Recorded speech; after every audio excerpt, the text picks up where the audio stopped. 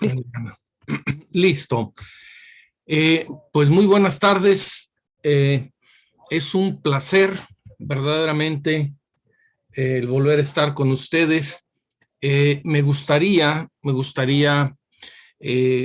dar un poco de contexto, ¿verdad? De la sesión pasada, retomar que fue asincrónica. Este, Yo pensé que iba a ser asincrónica por cuestiones de lugar, porque el lugar en donde yo me encontraba en ese tiempo, durante esas sesiones, pues se supone que iba a ser un lugar muy, muy apartado, ¿verdad? Allá en el sureste de nuestro país, un lugar muy apartado. Pero bueno, pues resultó que no fue así, ¿verdad? Estuve prácticamente todo el tiempo que nos tocaba estar en la sesión con ustedes, pues estuve tratando de darle la vuelta al bicho espantoso con el que tenemos que estar lidiando desde hace un buen rato ya, ¿verdad? Conocido como coronavirus. Entonces, bueno, pues dice el dicho, ¿verdad? Que uno pone y Dios dispone, pero aquí, bueno, pues ni para meter a Dios en estos enjurjes, ¿verdad? Uno pone y el bicho dispone, ¿verdad? Pero bueno, aquí estamos,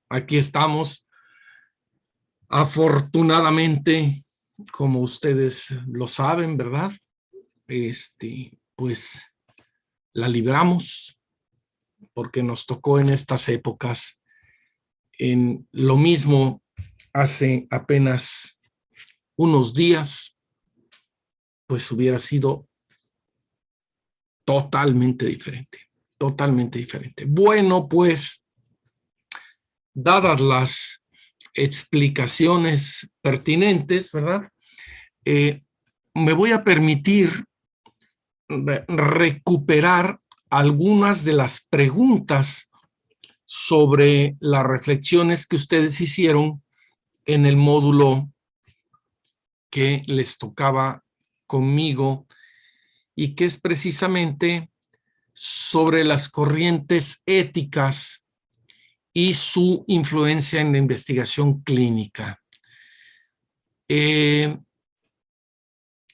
Yo creo que ya le han dado muchas vueltas, no lo dudo, ¿verdad? Por el conocimiento que tengo del programa, a este asunto de los fundamentos de la bioética. Sin embargo, ahorita en nuestro curso, con respecto a los 3 módulos que manejo yo, estamos en un momento de muchas preguntas. ¿Y por qué estamos en un momento de muchas preguntas? Porque de una u otra forma, pues ya nos hemos aproximado a las corrientes éticas. ¿Ok? Acuérdense ustedes de aquellas primeras sesiones en donde hablábamos del valor que tenía el personalismo, ¿verdad?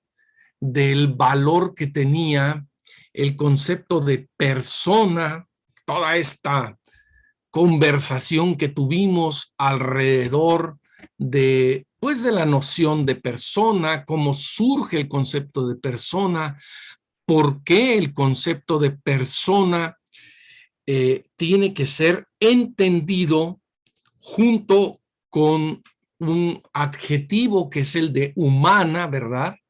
Porque pues la persona humana no es la única persona que existe dentro de la concepción personalista, ¿verdad? Dentro de la concepción personalista hay otras personas y en este caso pues son de orden teológico, ¿verdad? Bueno, también en la sesión pasada ustedes hicieron algunos cuestionamientos. Vamos a verlos poco a poco. El primero de ellos es que no podemos pensar en la cultura occidental desde un modelo. Y eso nos genera pues muchas trampas conceptuales. Yo no quisiera decir problemas, yo no quisiera decir situaciones a mejorar, yo no quisiera decir alternativas, no quisiera pensar en estos términos ahí administrativos, ¿verdad? Sino en términos de pensamiento, precisamente. Perdón por lo reiterativo, pensar en términos de ideas, ¿ok? Entonces, tenemos ideas que nos dan forma a nuestro quehacer bioético cuando pensamos desde la inteligencia, la voluntad y los apetitos. Y por ende, desde la persona humana. Pero también tenemos todo un quehacer bioético desde lo biopsicosocial. Y cuando pensamos desde lo biopsicosocial, pensamos, no, esto es importantísimo, importantísimo. Creo que es lo único que a mí me gustaría que se quedaran con ello muy claramente. Cuando pensamos desde lo biopsicosocial, no estamos pensando en la persona humana, estamos pensando en el individuo. De hecho, hoy nos toca hablar sobre el valor de la autonomía, ¿ya? Y el valor de la autonomía como valor, ¿verdad? Y luego lo vamos a elevar como principio de operación.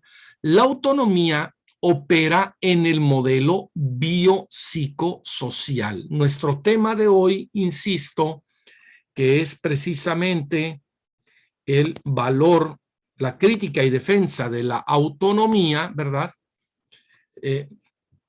Tiene que hacerse o verse o realizarse desde el modelo biopsicosocial. Entonces tenemos dos caras de una misma moneda, ¿ok?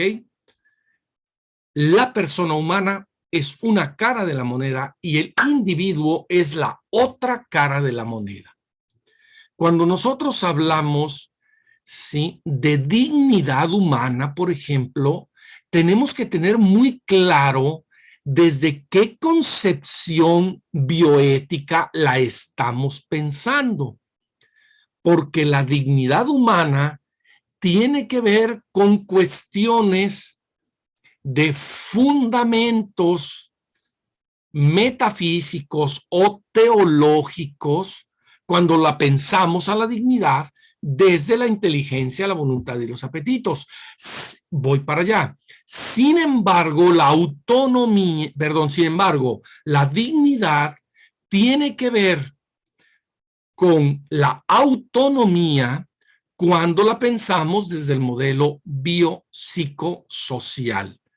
¿A dónde nos va llevando esto? Estamos en una muy sencilla recapitulación y me gustaría ahorita abrir un espacio de preguntas porque pues a veces uno supone muchas cosas, ¿verdad? Cuando habla, uno supone muchas cosas y las preguntas siempre ayudan a caminar juntos, ¿no? A clarificar. ¿Ya? Ya lo tenemos revisadísimo, ¿verdad? Pero ahora vamos a ver cómo el modelo antropológico moderno, el biopsicosocial, quita, totalmente se desafana, como dicen acá en el norte, ¿verdad? Se quita el afán, pues, de todos los sentidos internos. Cuando digo sentidos internos, estoy diciendo imaginación, estoy diciendo memoria, estoy diciendo sentido común y estoy diciendo estimativa. ¿Okay? Recuerden ustedes que en el modelo antropológico clásico, la memoria era la posibilidad para el pasado, ya es un asunto de tiempo existencial humano, ¿verdad? De naturaleza humana. El modelo, insisto, el modelo clásico hablaba de la memoria como un asunto del pasado, hablaba de la imaginación como un asunto del futuro y hablaba del sentido común como un asunto del presente basado en semejanzas, ¿ya? Cuando nosotros decimos es que esta persona no tiene sentido común, es que no se da cuenta de lo que está diciendo en su contexto, ¿ya? Y la estimativa es un asunto también del presente, pero basado en diferencias. Es cuando las personas, ¿sí?, humanas, ¿verdad?, no distinguimos, ¿sí?, las pequeñas suficiencias de las cosas y creemos que todo es igual y universalizamos y no estimamos.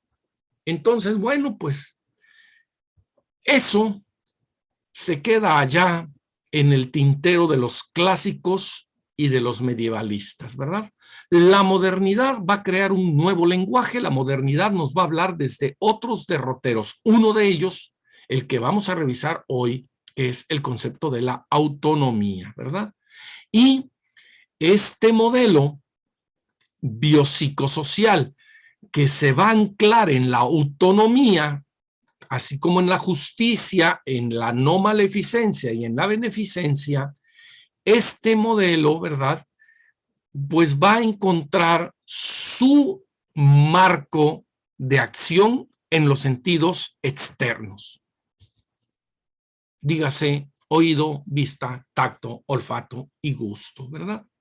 Estamos reseñando ya. Y entonces, vean ustedes la cantidad. Es un ejemplillo ahí, ¿verdad? Un ejemplillo ahí de una grafiquita ahí de Google, de las que hay cientos. Esto lo pongo como un ejemplillo. Vean la cantidad de descriptores que empiezan a aparecer sobre nuestra naturaleza humana. En el otro modelo no hay descripciones. En el otro modelo hay definiciones. O sea, aquí tú puedes dar razón de por qué ser autónomo. Aquí tú puedes dar razón de por qué ser justo. Aquí tú puedes dar razón de por qué no hacer el mal. Y también razón de por qué hacer el bien. Es un modelo basado en la razón. El otro modelo no es un modelo basado en la razón, es un modelo basado en el entendimiento. ¿Puedes o no puedes? ¿Quieres o no quieres? ¿Entiendes o no entiendes? Punto. Entonces, allá hay definiciones. Esta persona no entiende. Fíjense ustedes, hay un autor del siglo XVI, híjole, 16, yo creo que el COVID ya le pegó a mí 2 o 3 neuronas de mi sentido interno de la memoria. Si mal no recuerdo, ¿verdad?, es 16, es que estoy enredado entre 14 y 16 ahí, ¿no? Pero bueno, a la luz de los 2500 años que llevamos de cultura occidental, unos 100 añitos no nos hacen mucho prejuicio, ¿verdad?, en lo que estamos hablando ahorita. Este hombre se llama San Juan Huarte, con H, San Juan Huarte. Y él tiene un texto interesantísimo sobre lo que eran los examinadores. Y los examinadores eran aquellos, ¿sí?, que se dedicaban precisamente a decir si alguien tenía o no tenía las facultades humanas. Punto. ¿Ya? Es más o menos lo mismo de los exámenes doctorales hoy en día. Usted sí puede ser doctor, usted no puede ser doctor. Doctor de doctorado. ¿Ya? Entonces, fíjense ustedes cómo estas concepciones todavía viven en el mundo canónico académico de los examinadores, ¿no? Y bueno, ¿qué decía? Pues esta persona sí puede o no puede, esta persona sí entiende o no entiende, esta persona sí quiere o no quiere. A eso se dedicaban los examinadores. Hay un pequeño del texto amplio, ¿verdad? Escrito por San Juan Huarte. Insisto, estoy entre el 14 y 16, ¿verdad? No quisiera distraerme buscándole ahí, pero si ustedes le ponen ahí en Google San Juan Huarte con H, ¿verdad? A lo mejor les da la fecha, ¿verdad? Esperemos que Google también sepa eso. Bueno, continúo con esta breve reseña. Era un asunto de definiciones, ¿ya? Sin embargo, ¿ya? La modernidad, ahí sí, siglo XVII, la modernidad nos trajo no definiciones, sino descriptores. Entonces, nosotros empezamos con el modelo biopsicosocial, ¿verdad? Por ejemplo, a buscar eventos, a buscar movilidad. Ahí dice movilidad espinal. Si me dicen, Rafa, ¿por qué movilidad espinal? Debo ser muy honesto, así aparecía. Y ustedes me dicen, Rafa, ¿eso qué significa? No tengo la menor ni idea, pero sí me queda claro que es un descriptor. ¿Ya? Digo, podemos inventar lo que queramos, que la movilidad espinal es la capacidad biológica que tenemos para poder conducir nuestra espina dorsal, qué sé yo. Podemos decir ya, oigan lo que estoy diciendo. Podemos empezar a decir lo que se nos venga en gana. ¿Por qué? Porque si nosotros tenemos la razón, ¿quién nos la quita? ¿Quién nos va a decir que no hay eventos previos? ¿Quién nos va, biológicamente hablando, quién nos va a decir que no existe la movilidad espinal? ¿Quién nos va a decir que no existe la fisiología, que no existe la anatomía? ¿Quién nos va a decir que no existe posteriormente la bioquímica? Déjenme ponerles un ejemplo. Esto de eventos previos, movilidad espinal, anatomía, fisiología, bueno, son palabras menores, ¿verdad? Pero ¿quién nos va a decir que no existen las células madre totipotenciales? Yo recuerdo cuando estaba en un congreso de bioética, precisamente estaba pues junto con uno de los grandes filósofos de este país, Mauricio Beuchot. Beuchot se apellida él. Es a mi gusto, hoy por hoy, el filósofo en este país, Mauricio Beuchot. Y entonces empezamos a escuchar al conferencista que hablaba, estoy hablando de una conferencia hace, pues más o menos como unos 10 años, más o menos, como hace unos 10 años, ¿verdad? Y entonces empezó a hablar de células madre totipotenciales. Y me decía Mauricio, Rafa, estoy escuchando lo mismo que tú. Le digo, pues sí, yo también escucho totipotencial. ¿Qué cosa es eso, Rafa? Me dice. Le digo, no tengo la menor idea, pero ellos sí se entienden.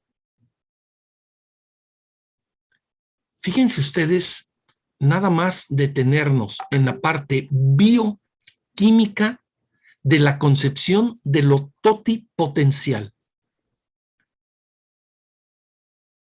Es decir, es una célula que tiene la potencia de todo.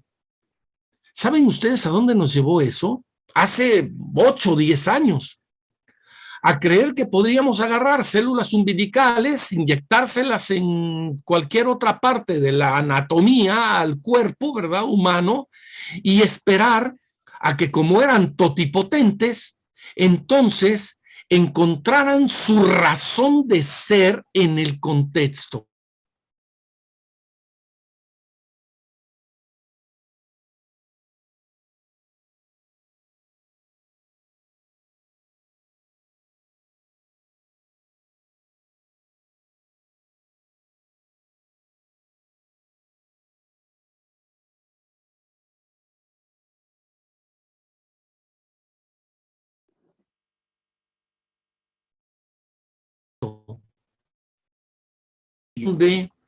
en donde creo que me puse inestable. Ya regresé. Sí, sí, ya se ¿Ya? escucha nuevamente. Gracias, qué amable. Fíjense ustedes qué cosa tan interesante. Llegamos a la época en donde no es lo que constituye y define, sino lo que describe y narra. ¿Ok? Por eso tanta preocupación por el mentado consentimiento informado. ¿Ya? Y ustedes dirán, no entiendo esos saltos de dobles integrales que das. Pues sí, porque como, como ahora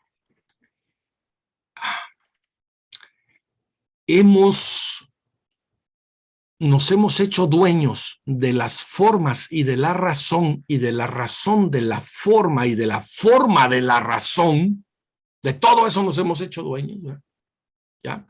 Entonces, si somos capaces de construir un buen argumento, somos capaces de llevar a cabo un procedimiento. Y si jala el procedimiento, lo sistematizamos, ¿ya? Y le llamamos ciencia. Y de ahí para adelante. De ahí para adelante. Suena muy simplón el asunto, pero pues es un poco lo que andamos haciendo. Se llaman protocolos de investigación, ¿verdad? Y de ahí, bueno, pues descríbele, argumentale. Les voy a dar un dato interesante antes de continuar con los otros dos factores que son simples ejemplos, ¿verdad? Hoy por hoy, cuando un estudiante universitario quiere una definición de ética y no se conforma, ¿verdad? Le dices, amigo, es que, ¿de qué ética me estás hablando, verdad? ¿De qué bioética me estás hablando? Y él dice, no, yo quiero una definición universal de ética, ¿verdad? Bueno, pues, como dicen en el pueblo, al cliente lo que pida, ¿verdad? Entonces, bueno, pues la respuesta es, la ética es la construcción del mejor argumento. Se acabó. Se acabó.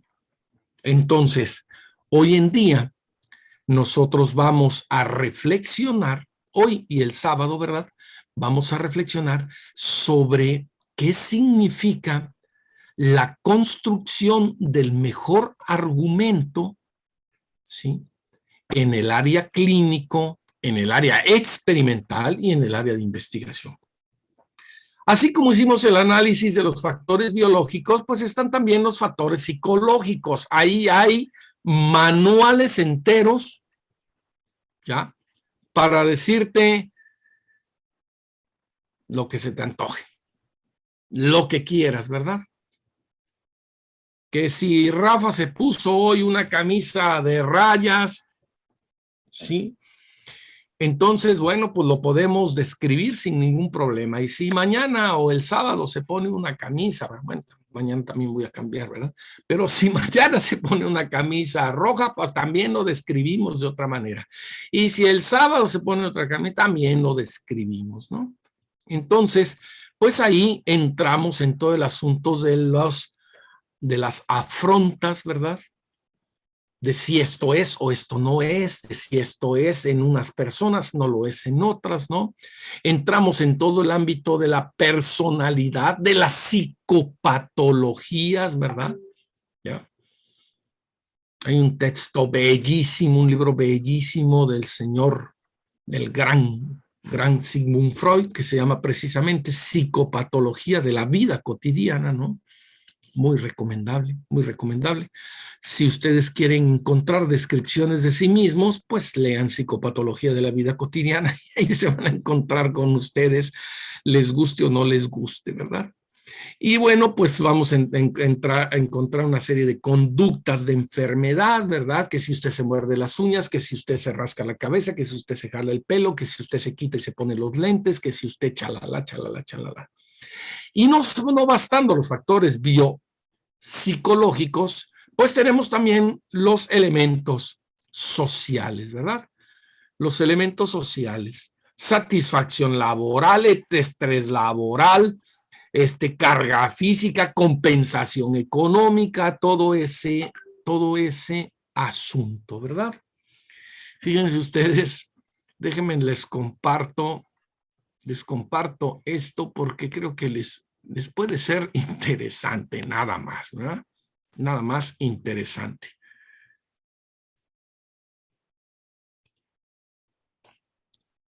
Permítanme, es que lo estoy abriendo porque no lo tenía en mente, ¿verdad? Vean ustedes esto.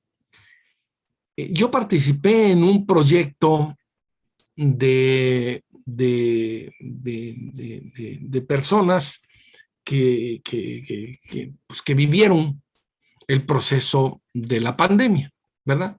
Y entonces, vean ustedes, hoy en día estamos haciendo estadísticas de todo. Vean ustedes qué chulada. A ver, déjenme ver dónde quedó eso. Aquí está. Vean ustedes esto, qué chulada. ¿Sí? Dice, usted es una persona de 3 a 4 que tiene una alta capacidad de gratitud. Es usted una persona menos generosa es usted menos generosa que agradecida, ¿verdad? Es usted menos empático que generoso y que agradecido, ¿verdad? Es usted un poco menos optimista que empático, generoso y agradecido, pero trae usted un desgaste emocional terrible, ¿no? Oigan, ¿y qué hago? Descorcho una botella, saco las copas, me tomo una botella de vino con mis amigos, me voy a cenar, me encierro en una cantina, me deprimo, voy a ver a mi psicólogo. No tengo, ¿verdad? Pero pues lo busco, tengo muchos amigos psicólogos. De ahí que me manden con el psiquiátrico, que me dé alguna pastillita. ¿Qué hago con esto? Disculpen mi cinismo, ¿verdad? ¿Qué hago con esto? O sea, resulta que traigo un desgaste emocional tremendo, ¿sí? Y que de ahí, a pesar de mi desgaste emocional, pues soy una persona agradecida. Bueno, caramba, hombre, ¿no? Esto es el modelo biopsicosocial, precisamente. Perdónenme. Es un modelo con una capacidad de descripción impresionante. Impresionante. ¿Sí? Bueno, continúo un poquito más, ¿verdad? Continúo un poquito más. A reserva de cualquier interrupción, comentario, opinión, lo único que tienen que hacer ustedes es abrir su micrófono inmediatamente. Sí, Rafa, no estoy entendiendo absolutamente nada, o Rafa, ya me enredaste más de todo. Bueno, estas eran las concepciones. A todo este asunto de la razón se la debemos a este caballero que se parece a D'Artagnan, ¿verdad? Pero que no es D'Artagnan, es nada más ni nada menos que don René Descartes, ¿verdad? El padre de la modernidad en filosofía, ¿verdad? Los literatos tienen otros padres de la modernidad. Aquí en filosofía, el padre de la modernidad, pues es René Descartes, el padre del racionalismo, ¿verdad? Y Descartes, estoy reseñando rápidamente ya, Descartes se hace una pregunta: ¿de qué es lo único de lo que no podemos dudar? Y bueno, pues se responde de una manera impresionante. Podemos dudar de todo menos de que dudamos. Pues sí, ¿verdad? Yo puedo dudar de todo, puedo dudar de que estoy con ustedes aquí, puedo dudar de que mi impresora aquí junto está encendida, puedo dudar de que esto tenga hielitos, oigan ustedes, están los hielitos, ¿verdad? Ya. Bueno, pero no los ven, ¿verdad? Entonces ustedes pueden dudar de todo, de todo, de todo. De lo que no pueden dudar es de que están dudando. ¿Esto a dónde llevó al señor Descartes? Pues a la gran pregunta de que los seres humanos, ¿sí?, somos somos una cosa que piensa, una res cogitans, res de pensamiento, latín, ¿verdad? No creen ustedes que res de estas que nos comemos en las carnes asadas, ¿no? Una res cogitans, una cosa que piensa, ¿no? Y entonces dice Descartes, si yo puedo dudar de todo, menos de que dudo, entonces, ¿qué pasa conmigo? Lo que pasa conmigo es que estoy pensando. Y si estoy pensando, ¿qué es en lo primero en lo que pienso? Pues en lo primero que pienso es en que existo. ¿Ya?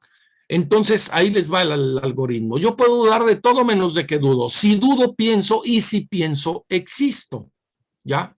Cogito ergo sum. Si pienso, existo, ¿verdad? Y bueno, pues a esto el señor Descartes lo genera todo un método que le va a llamar precisamente el discurso del método. Es un librito de este tamaño, ¿no creen ustedes que son? ¿Sí?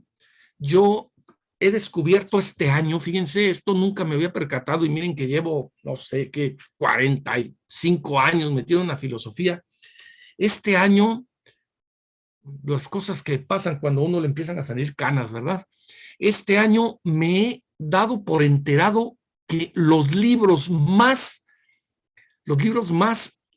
disruptivos, más fuertes, que han cambiado más la historia del pensamiento en la cultura occidental, son libros que no superan las 100 páginas. Unos libritos de este tamaño. ¿Ya? La ética Nicómaco, por ejemplo, la fundamentación de la metafísica de las costumbres, el discurso de la dignidad humana de Pico de la Mirándola, y bueno, pues entre otros, ¿verdad? Son puros libritos chiquitos, ¿ya? Este que se llama el discurso del método, para conducir bien la propia razón, y buscar la verdad en las ciencias. Descartes asegura este método. Y ustedes pues ya lo vieron la vez pasada, ¿verdad? Yo nada más estoy reseñando así como por cargo de conciencia, ¿verdad? Este discurso del método pues no es un gran descubrimiento en el siglo XXI, pero en el XVII, ¿verdad? Esto fue fundamental, porque este hombre primero dice, nunca debes aceptar las cosas sin antes conocer como evidencia que sí fueron. ¡Pum! Los sentidos externos. ¿Sí? O sea, las evidencias se constituyen como elemento fundamental para el conocimiento de la verdad a partir de la duda de la razón. Se acabó. Oye, porque tengo la razón, dudo de que tú estés aquí. Bueno, pues espérame, mira, aquí voy a tomar tu celular, ¿verdad? Y te lo voy a poner en la cabeza. ¿Te dolió? Sí, me dolió. Bueno, pues esta es una muestra de que estoy aquí. Ahí está la evidencia, ¿verdad? Los sentidos externos empiezan a cobrar una fuerza impresionante, por el valor que le dan a lo evidente. Y entonces, fíjense ustedes qué pasa. El que tiene una descripción desde su razón con alguna evidencia, pues va por el camino de la verdad. Tan. Nada más, ¿verdad? Nada más. Entonces, a ver, ¿qué pasa con usted? No, pues es que mire usted, aquí traigo un hoyo de tanto que me jalo el cabello así. Bueno, ahí está la evidencia de que usted tiene un cuadro obsesivo compulsivo, ¿verdad? Y bueno, pues ahí también depende de quien está interpretando, ¿no?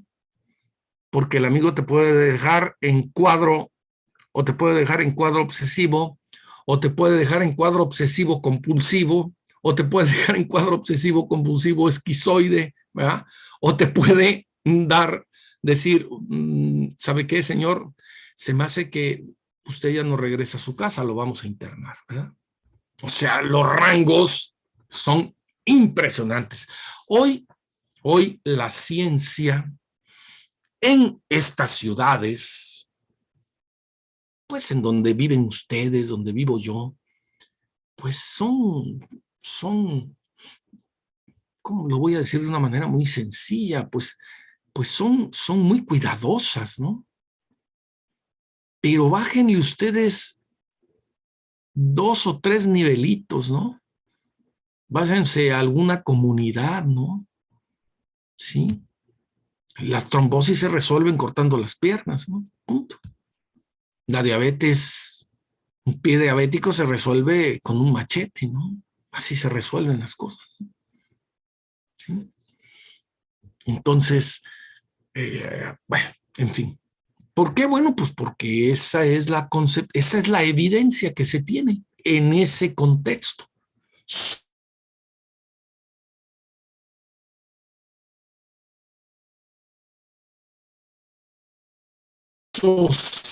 ¿No? Bueno, entonces, no aceptar.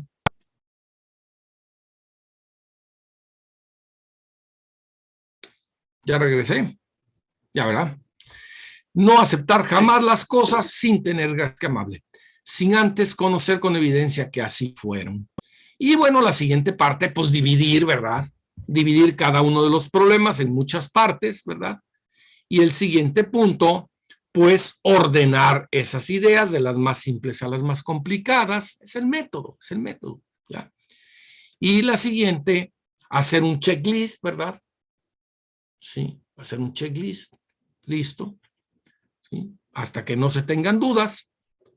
Y bueno, pues ahí tienen ustedes a dónde residen los asuntos inmediatos y últimos de los seres humanos hoy en día, ¿verdad? Residen, ¿verdad? En que nosotros somos una sustancia que es una res cogitans, una cosa que piensa, un sujeto pensante que tiene ideas, ¿verdad? Déjenlo ahí nada más, no se me compliquen mucho. Vamos a meter a hacer filosofía aquí. Entonces, plantea problemas para la sustancia racional, ¿ya? Para este sujeto pensante que es poseedor de ideas, ¿ya? Y bueno, ¿qué cosa es la res extensa? La res extensa es lo que conocemos como realidad. Pero fíjense ustedes cómo la extensión es la extensión de la razón. Es decir, yo soy una cosa que piensa y la realidad es una extensión de mí. ¿Ya? Por eso, tantas personas afirman que la realidad no es más que un asunto de tu razón. Se acabaron las definiciones, amigos, amigas. No hay definiciones. Entonces, para estos amigos, las células madre totipotenciales, pues, perdón, las células madre totipotenciales, ¿qué son? Bueno, no les importa qué son. Y entonces, ¿qué hacemos? Ah, bueno, las vamos a usar a partir del argumento que tengamos de que como son totipotenciales, pueden ayudarnos a resolver cualquier problema. ¿Se acabó? Y luego 2 años o 3 años después, se vinieron en desuso las famosas totipotenciales, ¿verdad? Empezaron a tener ahí discusiones que siguieran, ¿verdad? Y entonces emana el concepto de pluripotencial. Y hoy en día ya nos quedamos con los dos. Hoy en día decimos, es que tenemos totipotenciales y tenemos pluripotenciales. El problema que tenemos hoy en día es que no sabemos cuáles van y en dónde van. ¿Ya? Y ahí está la ciencia que sigue haciendo clínica Y ahí está la ciencia que sigue haciendo experimentación. Y ahí está la ciencia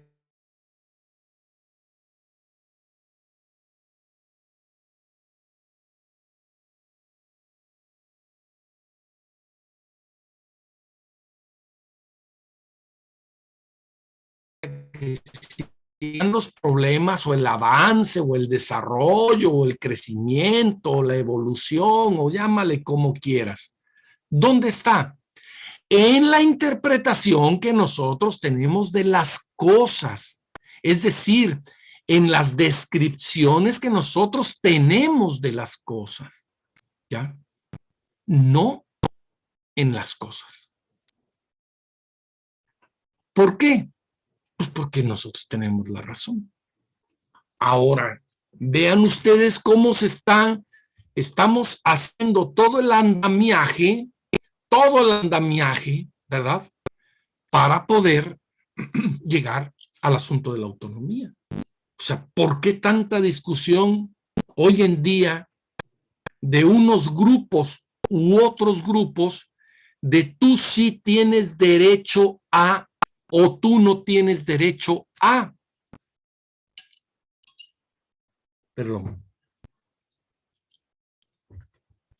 Es agüita, no es whisky. ¿Ya? Entonces, yo sí tengo derecho a mi cuerpo. Lo que está en mi cuerpo me pertenece. No, tú no tienes derecho a. Tú eres un ser independiente de no sé qué, chalala, chalala. No voy a meterme a Honduras aquí. Simplemente a decir lo que acabo de mencionar nuevamente. Y que fue lo siguiente. Los asuntos de hoy en día están en las interpretaciones, en las descripciones, en las argumentaciones, en las narrativas que la razón nos dicta y que se sostiene sobre la construcción del mejor argumento. Y ese mejor argumento está amparado en evidencias. ¿Ya? Qué barbaridad, cuántas cosas, ¿verdad? Bueno, pues ahí tienen ustedes algunos descriptores de la autonomía, el concepto de prioridad, el concepto de individuo, el concepto de simetría. Vean ustedes cómo se empiezan a jugar concepciones ya.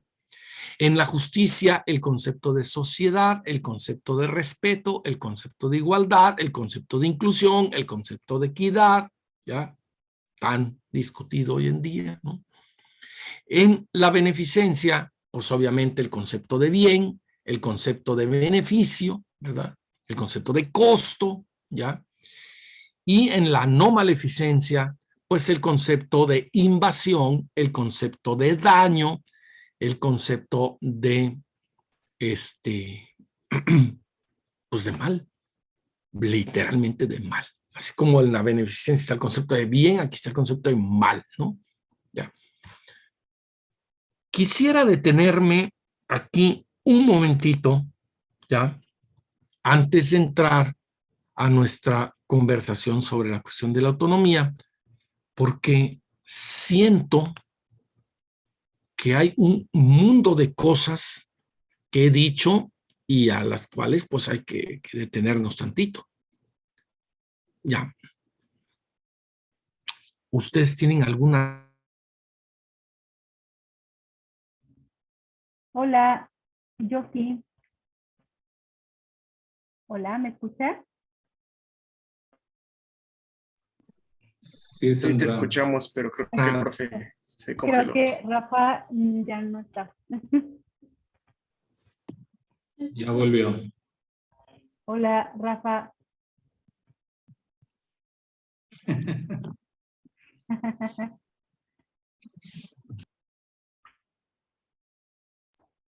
Todo ahorita con la cámara abierta. Sí, me parece que, ¿sí me escucha ya? Yo me gustaría que nos hablaras más de la diferencia entre individuo y persona.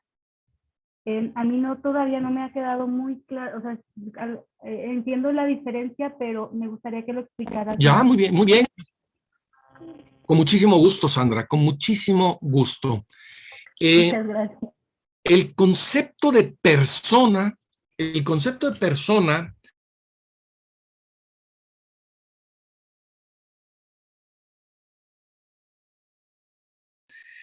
es un concepto, y ahorita hago un plan de...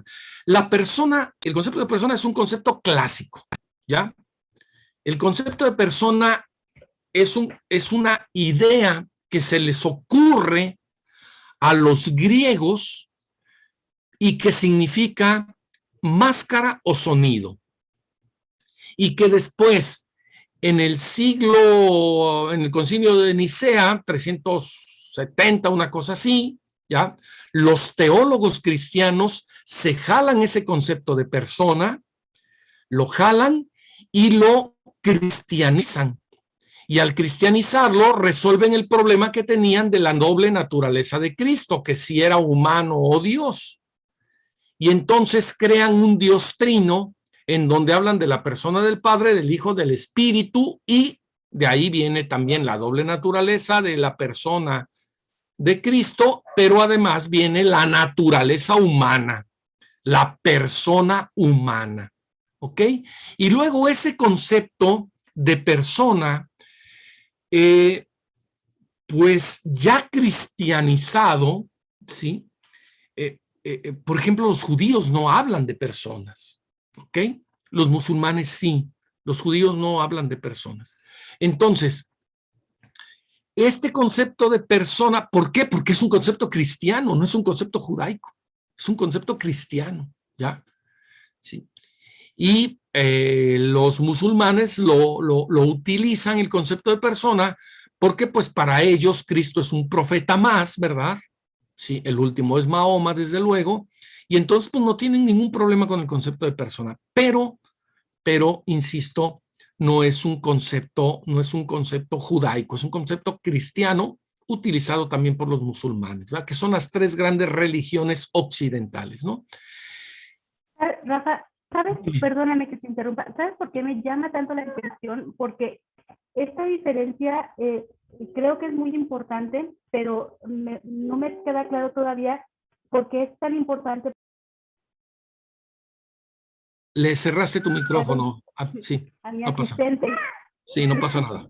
Fue mi asistente. Sí, dale, dale. Entonces, cuando a mí me llama mucho la atención cuando en la época de la conquista de la colonia en México, se tenía la definición de persona, o sea, si definían como persona a estos nativos que acabábamos de encontrar, por ejemplo, los negros no eran personas. No eran personas, entonces, claro. es tan importante, claro. O sea, cómo determinar pues ese ser humano, ya no sé cómo llamarlo, persona, ser humano, individuo. Entonces creo que sí utilizarlo es muy, muy importante, saber cómo utilizar esos términos para poder entender muchísimas cosas. Comportamientos, sí, claro. Sí, fíjate, Sandra, la negritud en este país está prácticamente borrada. Es muy poco estudiada la negritud, ¿no? De hecho, una de las teorías hay dos teorías de por qué Morelos aparece con un pañuelo, un paliacate en la cabeza. Una teoría es que tenía fuertes dolores de cabeza y entonces le ponían una cosa que se llaman chiqueadores y con eso le quitaban los dolores de cabeza. Y la otra teoría es que tenía el pelo chino, como decimos nosotros, ¿verdad? Sí, que tenía el pelo rizado, ¿no? Y entonces, pues había que, en la narrativa histórica había que quitárselo. Pero lo que dices es interesantísimo, porque la única forma en que el indígena podía, y eso entre comillas, porque estoy hablando desde el ámbito religioso, no desde el ámbito social, ¿ya? Mucho menos económico y político, pero era el cristianizarse, el bautizarse, el hacerse hijo de Dios, era lo único que lo convertía en persona. Y de hecho, a nosotros aquí en México, este fenómeno es muy diferente a otros de América Latina, como por ejemplo Colombia, en donde el fenómeno de la dignificación del indígena a través de su cristianización y de su conversión a ser hijo de Dios y persona humana fue uno de los motivos por los cuales tuvo que empezar a traer, ¿sí?, fuerza de trabajo del centro, sobre todo del centro de África. Y así empezaron a llegar una cantidad de esclavos. Estando en Cartagena de Indias con un grupo de amigos filósofos, les decía que me impresionaba mucho cómo, porque estábamos en un callejón allí, ¿verdad?, cenando, de estos callejones que se han puesto de moda con foquitos ahora, ¿verdad?, cenando, les decía, es increíble que en la misma época en la que se labró esta puerta hermosísima, un portón ahí enorme, bellísimo, con un labrado hermosísimo, en esa misma época la espalda del esclavo negro salvaguardó la dignidad del liberto y dignificado indígena. ¿Ya? Lo que sucede, aquí habría que dedicarle todo un curso a estas conversaciones. Te recomiendo un autor maravilloso, lo encuentras rápidamente, que se llama Enrique Dussel. Enrique Dussel, Dussel con doble S, Sandra, Enrique Dussel o Dussel, ¿verdad? Es un argentino, pero es filósofo aquí de la Nacional. Bueno, estuvo en la Nacional muchísimos años y él es pues el gestor de toda Enrique Dussel, exactamente, él es el gestor de todo lo que se llama la filosofía de la liberación, ¿verdad? En donde trabaja estos temas de manera maravillosa, ¿verdad? Maravillosa. Entonces, pues Enrique Dussel estaría enojadísimo con lo que estoy diciendo yo, ¿verdad? Porque diría que estoy tratando de utilizar un concepto totalmente eurocentrista, como es el concepto de dignidad, como es el concepto de persona, para poder dar razón a un hecho histórico de violación a la dignidad humana, ¿verdad? Como es la esclavitud, ¿no? ¿Sí? Y el sometimiento y las castas y todo esto, ¿no? Pero muy interesante tu reflexión, Sandra, porque precisamente este asunto de la cristianización del concepto de persona hace que en el siglo XVII los franceses, concretamente Descartes, quiera romper con esto y después en el XIX, ¿verdad?, Kant lo arremete de una manera impresionante, que es hacia donde vamos caminando. ¿Por qué? Porque el concepto de persona y la noción antropológica de inteligencia, voluntad y apetitos ya no soporta los cambios sociales, políticos y económicos que se estaban dando en la época, concretamente la Revolución Francesa, ¿ok? Y posteriormente la Revolución Industrial. Entonces, van a venir cambios sociales, van a venir cambios económicos y políticos que van a forzar, diríamos, a que se construya un nuevo modelo, y ese nuevo modelo va a ser el modelo de la modernidad. Y este modelo de la modernidad va a sustentarse precisamente no en definir a lo humano como lo hacían los clásicos por jerarquía o lo hacían los medievalistas por ser hijos de Dios, sino que el ser humano ya no va a ser definido, sino solamente va a ser descrito. Y la manera de proteger a todos los seres humanos de sus descripciones particulares va a ser precisamente generándoles derechos. ¿Ya? Y de ahí viene la noción del individuo que como ciudadano, miembro de una polis, miembro de una asamblea, miembro de un colectivo, va a ser depositario de un conjunto de derechos. Y entonces, pues se crean los dos grandes modelos. Uno con el que llevamos 400 años más o menos, 300, 400 años, y el otro con el que vivimos 2100 años, ¿no? Y que hoy se imbrincan, se combinan uno con otro, ¿ya? Y entonces a veces decimos, es que necesito que me respetes como persona. Y te dicen, pero si yo no te he faltado a tus derechos. Pues sí, pero tú me respetas mis derechos, pero no me respetas como persona. ¿Y por qué tú crees que yo no te respeto como persona? Ah, por el salario que me pagas, que me parece indigno porque es un salario mínimo. Y entonces te contestan, pues, ¿cuál es el problema de que ganes el salario mínimo? Si eso está en el orden de la ley y en el cumplimiento de tus derechos por las obligaciones que tienes. ¿Te das cuenta cómo esto empieza a volverse más complejo, ¿no? Más complejo. Vamos hacia el concepto de autonomía, obviamente, ¿verdad? ¿Alguna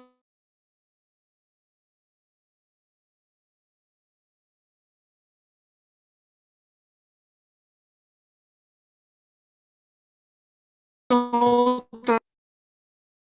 Está muy ligada al modelo clásico. De nada, por favor. La persona está muy ligada al modelo clásico y el modelo clásico está ligada a la cristianización con ese concepto de persona de ¿cómo se llama? Del, de la concepción bioética personalista, ¿verdad? De hecho, fíjate un dato, Sandra, no lo he mencionado. Quien crea la corriente personalista se apellida Sgrecia, ¿ya? Y fue un obispo que murió hace año y medio, 2 años. Helio Sgrecia hizo la corriente personalista, ¿no? ¿Ya?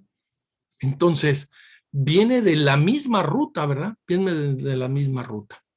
Y ahorita viene una gran pregunta ahí que es, ¿qué hacemos con todo esto? Pero vamos hacia allá, ¿no? Y el otro, pues es el concepto de individuo y el individuo con derechos, ¿verdad? Y el individuo con obligaciones, ¿verdad? Y hoy estamos ampliando el concepto de individuo hacia el planeta, ¿verdad?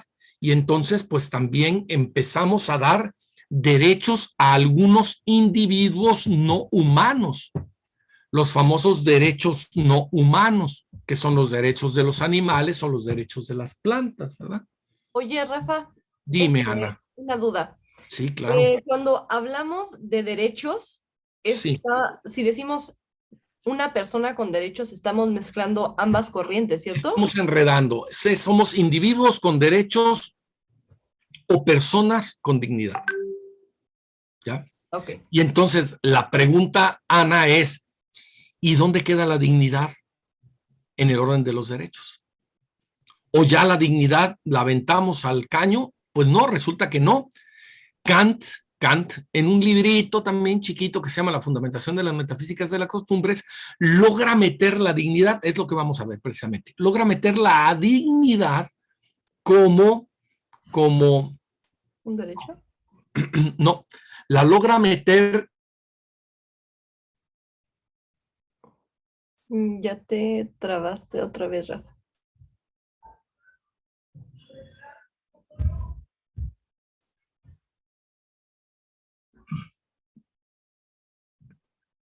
como Mm, Rafa, ¿nos escuchas?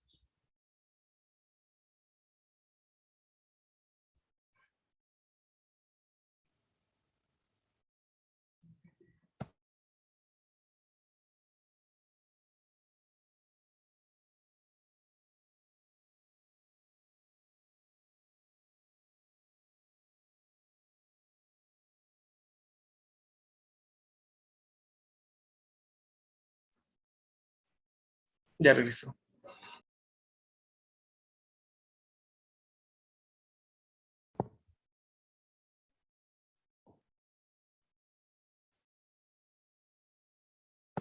Gracias, ¿Te, gracias, gracias, Ana.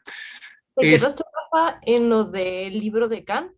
Sí, lo que va a hacer Kant precisamente es que la dignidad humana no la va a poner como un derecho, mi estimada Ana, sino la va a poner como el gozne. El gozne, el gozne es el palito que va en las bisagras. Cuando tú tienes una bisagra, ¿verdad? Que se abre así la bisagra, ¿de acuerdo? Entonces tienes el palito que va en medio, ¿sí? Y entonces ese palito se llama gozne, ¿verdad? Tú no puedes separar, y si quitas el gozne, obviamente, pues se cae la puerta, ¿ok? Entonces, es una metáfora nada más, ¿verdad? Para decir que la dignidad la va a poner como el gozne entre el individuo y sus derechos, ¿verdad? Vamos a ver en un momentito qué significa esto de poner el gozne, ¿verdad? Bueno, ¿alguna otra pregunta que tengamos por ahí? La pregunta que quieran, por favor. Rafa, no he entendido nada. Ah, bueno, a ver, miren. ¿Ya? Rafa, no me queda claro qué onda con esto. A ver, ahí va. Esto. ¿Ok? La duda que ustedes quieran, de veras, Eh, No, a mí me queda muy claro. ¿Sabes qué, Rafa? En la sesión pasada vimos casos internacionales que son como muy comunes en los cursos de ética. Y la pregunta era, bueno, ¿qué hubiéramos hecho nosotros si estuviéramos en una toma de decisión como en Tuskegee? Ajá, no recuerdo cuál fue el caso de los niños del hospital que hicieron investigación con ellos.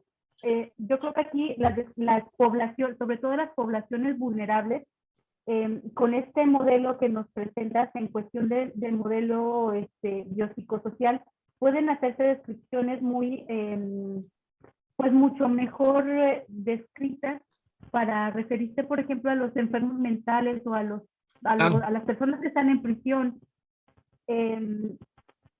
Con eso podemos fundamentar mucho mejor sus derechos y por qué deben de tener más protección, porque si podemos decir, bueno, es que población vulnerable, pues la realidad es que el ser humano es vulnerable, o sea, todos somos vulnerables en algún punto de nuestra vida, ¿no? Claro. Entonces creo que utilizar este término, no sé si lo digo correcto, de forma correcta de decir el individuo, es mucho mejor. Nos permite hacer mejores pues las descripciones o las aproximaciones. Claro. Eso que acabas de decir, decía una amiga polaca, todavía no acabamos de darle todavía no acabamos de descubrir la importancia que tiene que nos podamos bañar todos los días. Decía, imagínate, estás aquí en Monterrey, Sandra. No, yo estoy en Morelos. En Morelos. Bueno, aquí en Monterrey hemos tenido un problemillas con el agua, ¿verdad? Bueno, pues no problemillas, problemotas con el agua, ¿verdad? Es más, todo el mundo asocia ya Monterrey con agua, ¿verdad? Si este problema del agua que tenemos hoy en día en Monterrey lo hubiéramos tenido en el siglo XIII, no hubiera pasado nada. Es decir, estoy totalmente de acuerdo contigo. Las condiciones sociales, ¿ya?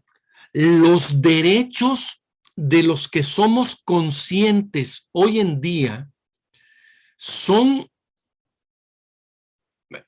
han sido conquistas enormes, ¿ya?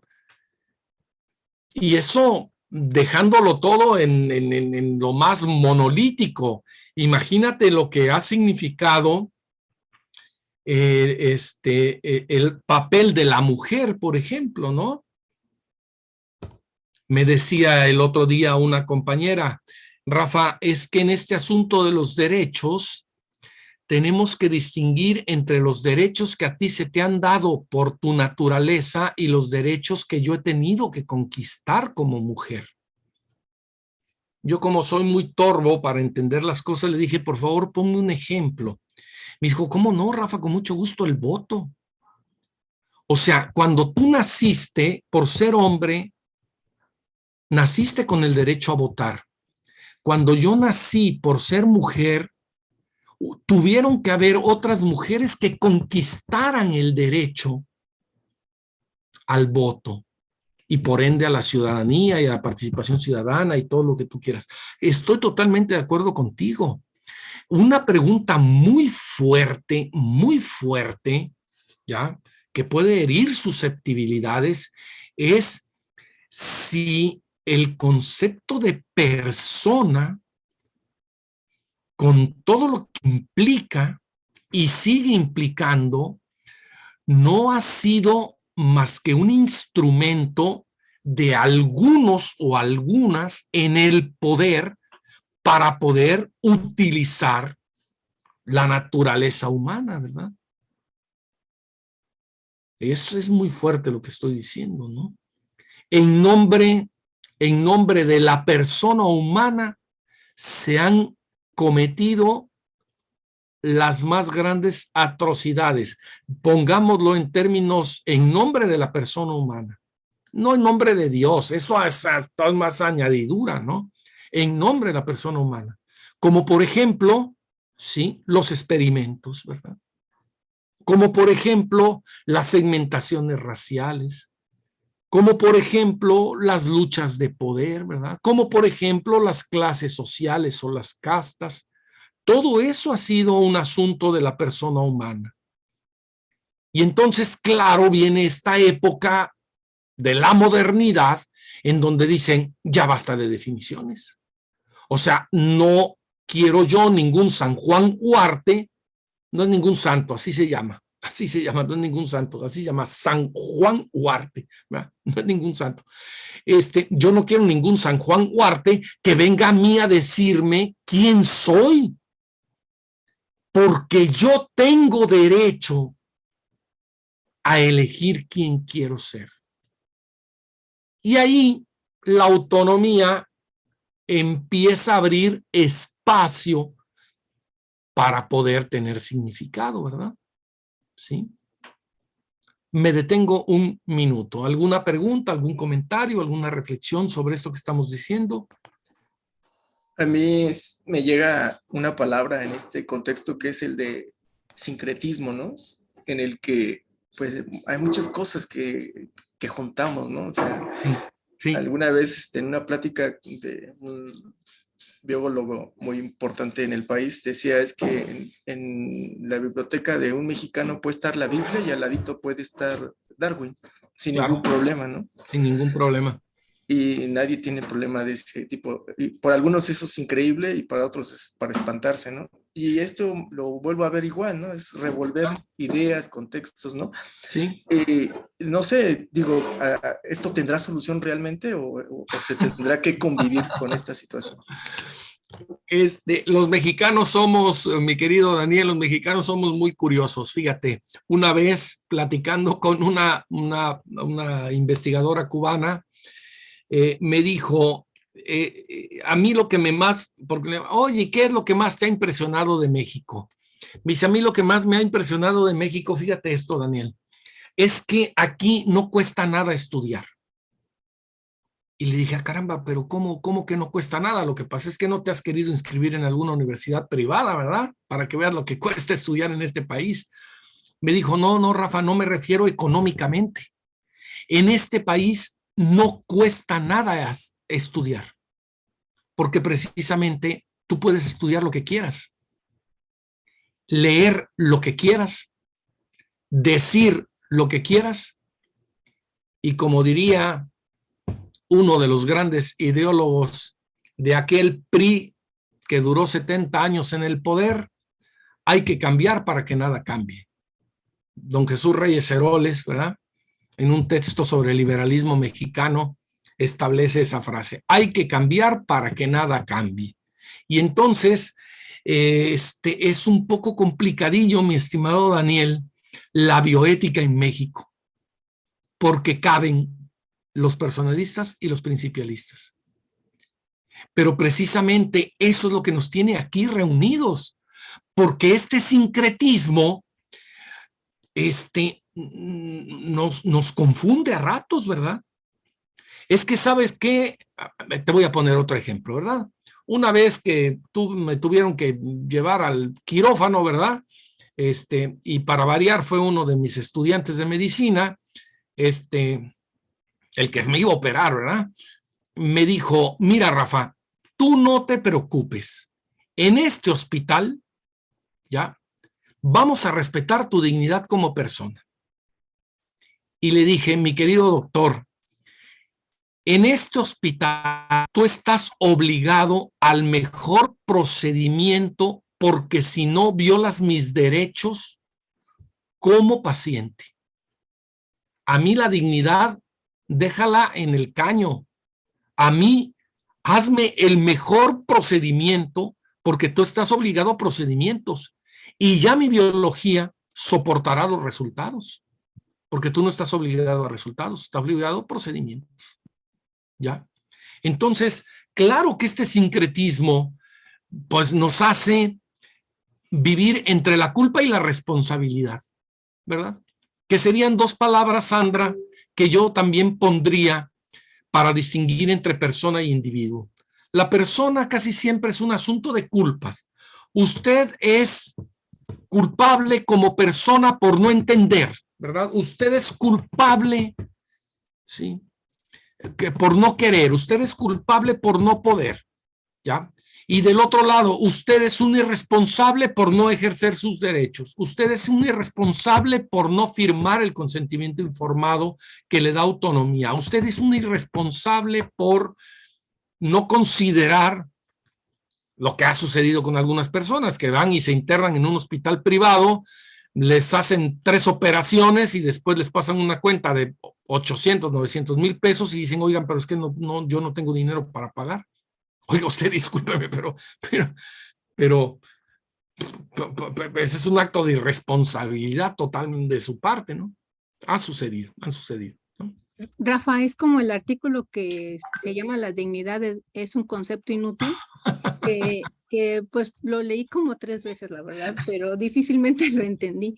Es que lo que dice que que se sabe que existen las violaciones en la práctica médica, pero pues realmente en el momento lo que uno necesita es salvarle la vida al paciente, no te pones a pensar en la dignidad, eso es lo último que te preocupa, ¿no? Claro, Yolanda, claro. Fíjate que este artículo, y gracias por traerlo a la mesa, este artículo de MacLean, yo lo encontré, doy clases de bioética desde hace como 10, 12 años, ¿verdad? Y lo encontré hace como 8 años, ahorita ya no está en la red, ya lo bajaron. Quién sabe, ya lo bajaron, pero bueno, yo lo sigo utilizando por aquí en mis clases porque me parece genial cómo esta mujer de una universidad judía, precisamente en Nueva York, ¿verdad?, dice: a ver, a mí no me metan en broncas con la dignidad. Es decir, cuando ustedes dicen dignidad, dicen autonomía, punto. No están diciendo dignidad. O sea, a mí no me, por eso dices, lo he leído 3 veces. No te enredes. O sea, la dignidad es un concepto que hay que tirar al caño. Sí, ¿Ya? la verdad es que sí me afligí porque dije: ay, es como que no lo entiendo. Porque sí está como que habla No. de que hay instrumentos internacionales que están viendo porque el respeto por las personas y la necesidad de obtener el consentimiento informado y la voluntariedad del paciente, pero después hablan de la muerte natural y que, bueno, que como que se bañan en salud los estadounidenses. Sí, sí, sobre todo, ¿verdad? Sobre todo. O si no, ¿verdad? Si te toca un gobierno, digo, no nos toca afortunadamente a nosotros, pero nosotros andamos en otros asuntos, no sé si mejores o peores. Pero el asunto con ellos es que si están los conservadores en el poder, entonces la bioética tiene una cara. Si están los liberales en el poder, entonces la bioética tiene otra cara, ¿verdad? Y entonces, de momento, Obama como ¿cómo se llama? Como conservador, ¿verdad? Sí. Perdón, como republicano. Perdón, como república, como demócrata, perdón. Les digo que el bicho todavía me sigue pegando en el cerebro. Están los demócratas y los republicanos. Entonces, ahí tienes a un Obama, ¿verdad? Como demócrata que convoca a un comité y entonces definen o describen lo que es la vida humana. Pero Bush antes, ¿verdad? También había convocado un comité que describe lo que es la muerte digna. Y entonces ahí se andan peleando todo el tiempo cambian de concepciones, ¿verdad? Dependiendo de quién está ejerciendo el poder. Esto es tremendo. Ahora, fíjate, Yolanda, en este país maravilloso, por ejemplo, hay clínicos que si no acompañan en el sector salud público, hay clínicos en el sector salud público que si no acompañan un aborto, entonces cometen un acto jurídico que merece la cárcel. Sin embargo, en otras partes del país, si lo acompañan, van a la cárcel. Entonces, es lo que decíamos con Daniela hace un momento, este sincretismo es sumamente complejo, no complicado, es complejo, porque si yo estoy en el DF, pues tengo un marco jurídico para el ejercicio de los derechos de mi paciente. Pero si yo estoy en Monterrey, tengo otro marco jurídico para el ejercicio de los derechos de mi paciente. Entonces, la pregunta es, ¿cuáles son los derechos de los mexicanos, verdad? ¿Hasta dónde un mexicano, una mexicana, puede ejercer sus derechos en el mundo clínico cuando los códigos penales estatales son totalmente disímbolos y ponen en entredicho, obviamente, el quehacer profesional y moral, obviamente, y ético, innegablemente, pues del clínico, de quien está llevando a cabo el procedimiento. ¿Ya? Apenas les digo que anduve allá por mi tierra veracruzana, ¿verdad? Y que, bueno, en fin. Y estaba en una reunión con unos amigos, ¿verdad? Una reunión con unos amigos. Y entonces uno de ellos, de cuerpo delgado, ¿verdad? Delgado, pesa 56 kilos, una cosa así, ¿no? Flaco, es flaquísimo este hombre. Entonces, este hombre, voy a mover tantito este hombre estábamos platicando y así. ¿Sabe que le picará, verdad? Y otra mujer y hace así, ¿no? Y luego y vuelve a hacer así, ¿no? Y en eso le digo, oye, flaco, porque somos, le decimos flaco, ¿no? Oye, flaco, ¿qué pasa? ¿Qué tienes? Oigan, se levanta la camisa, ¿verdad? Estábamos ahí un grupo de amigos, ¿no? 4, 5 amigos. Se levanta la camisa y me dice, lo que pasa es que tenía un problema muy serio en mis piernas y entonces, para que no me cortaran las piernas, yo así como de que, órale, ¿de qué estamos hablando, no? Un problema de circulación en las piernas, para que no me cortaran las piernas, entonces me pusieron una manguera. Oigan lo que les estoy platicando. Eso me sucedió hace 15 días, ¿sí?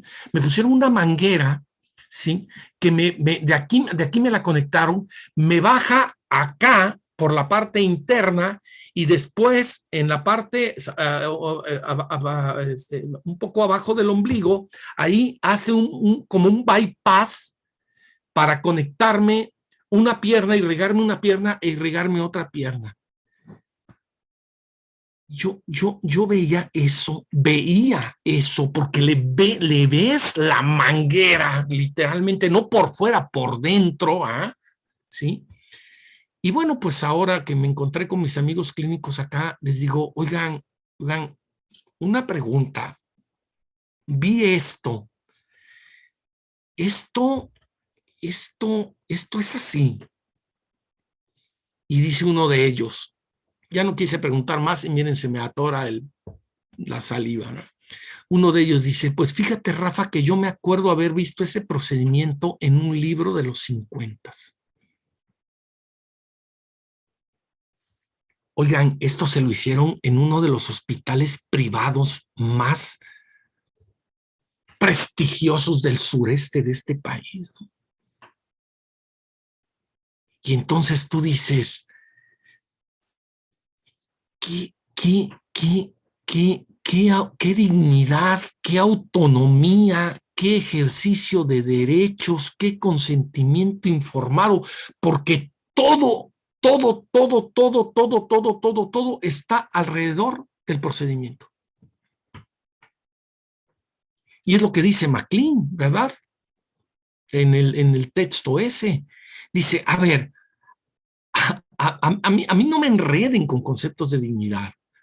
O sea, a mí me queda claro que yo estoy obligada al mejor procedimiento y que el mejor procedimiento tiene que ver con el ejercicio de la autonomía del paciente. Y entonces yo le pregunté, ¿y tú aceptaste que te hicieron eso? Y me dijo, claro, Rafa, si no me iban a cortar las piernas. Se acabó la conversación. Hablemos mejor de flores, tantas flores que hay allá, y de frutos y de mangos tan sabrosos que hay allá, ¿verdad? Y se acabó. Hablemos de mangos mejor. No hablemos, por favor. Perdón. No hablemos más de procedimientos clínicos. En fin, a veces nos sorprendemos de los experimentos que se han hecho, pues no se diga, después de la Segunda Guerra Mundial, no se diga en África, no se diga en América Latina, ¿verdad? Pero en el día a día de nuestro país hay cosas verdaderamente aterradoras en el mundo del ejercicio de la autonomía. Ahí estoy centrado. Estoy ahí, ¿ya?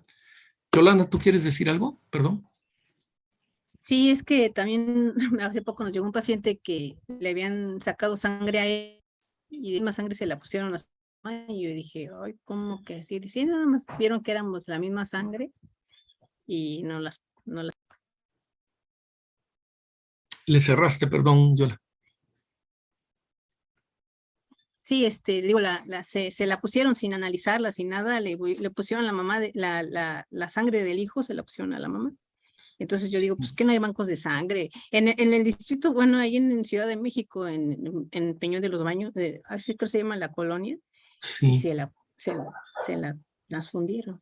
Entonces, no, es de esas cosas que tú dices, a ver, espérame, cuéntamelo de nuevo, porque eso yo lo vi en una película del Santo contra las momias de Guanajuato, ¿verdad? Sí, o sea, digo, cosas de esas que tú dices, pero esto es surrealismo, ¿no? O sea, esto no puede ser clínico, esto es surrealista. Sí, no estaban en la sierra, no estaban, No. había otros hoteles, o sea, hospitales cercas y así fue y la mamá está bien, o sea, yo dije, no hubo alguna alteración o algo, no, como si nada.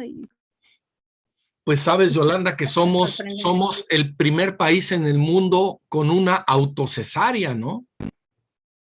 Una mujer indígena de Oaxaca que su séptimo embarazo, el sexto bebé lo perdió, ¿verdad?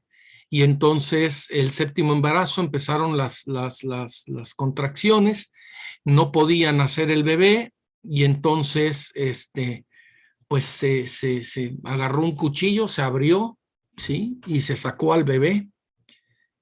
No me preguntes el marido dónde estaba, ¿verdad? Porque pues, para variar no estaba. ¿sí? Y la salvó ahí un muchachito, ¿no? Que le metió las tripas, ¿no? Le metió las tripas y la amarró con un rebozo y se la llevó ahí, donde la pusieron en la parte de atrás de una camioneta, en la batea de una camioneta, y ahí se la llevaron 3 horas en terracería. O sea, estoy platicando esto no porque esté de terrorista académico, sino porque es la vida cotidiana del mundo clínico en una cantidad de sitios, de lugares de nuestro país, en donde déjate la bioética, déjate la ética, ¿sí? El mínimo ejercicio moral de la búsqueda del bien, mínimo, no aparece, pero ni por equivocación. Claro, estas conversaciones hermosas que tenemos entre nosotros, ¿verdad? Pues son conversaciones académicas, ¿no?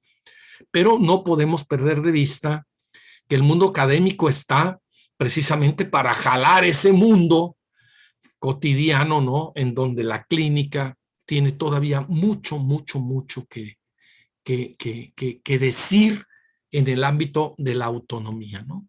Sobre todo en el ámbito de la autonomía. ¿Alguna otra pregunta, otro comentario, alguna otra reflexión que queramos hacer?